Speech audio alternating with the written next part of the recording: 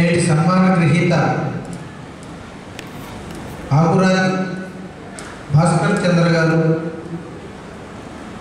తల్లిదండ్రులు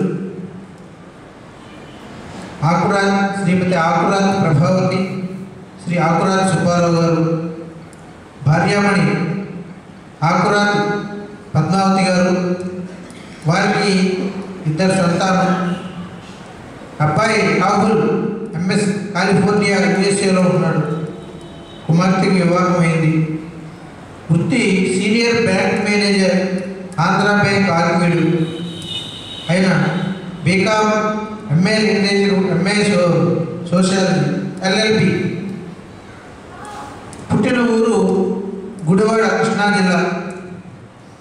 పనిచేసినది హైదరాబాద్, విజయవాడ, నూజివీడు, భువనేశ్వర్, బెంగళూరు, ఆర్మీడు. వ్రాసిన రచనలు 70కి పైగా కథలు రాశారు, 10 నవలలు రాశారు, 20 నాటికలు రాశారు, 8 నాటకాలు రాశారు. అలాగే విజయాలు: శ్రీ దేవదాస్ కనకాల దర్శకత్వంలో టీవీ, మీడియాలో పనిచేశారు.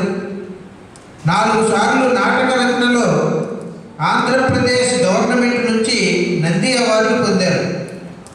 వివిధ కేటగిరీలో 14 నంది అవార్డులు సాధించారు. కొయ్యకుర్రం, మృత సంజీవిని, ఇక్కడ కాసేపు ఆగుదాం మరియు భూమి గుండ్రంగా ఉంది మొదలగు నాటకాలకి 14 నంది అవార్డులు వచ్చినాయి. 2000 సంవత్సరంలో శ్రీ పొట్టి శ్రీరాములు తెలుగు యూనివర్సిటీ నుంచి పైడి లక్ష్మయ్య అవార్డును అందుకున్నారు. బహుభాషలకి సంబంధించి నాటికల రచనలో బెస్ట్ రచయితగా అవార్డు రావడం,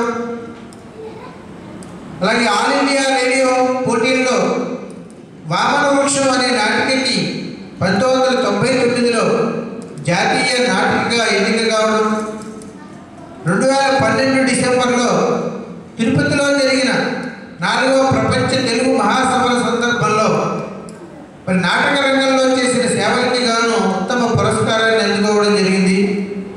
ఉత్తమ దర్శకులుగా 70 అవార్డులు మరియు ఉత్తమ నాటిక రచయితగా 85 వరకు అవార్డులు రావడం జరిగింది. ప్రస్తుతం సీనియర్ బ్రాంచ్ మేనేజర్గా ఆర్మీడ్ ఆంధ్ర బ్యాంక్లో పనిచేస్తున్నారు. Thank you.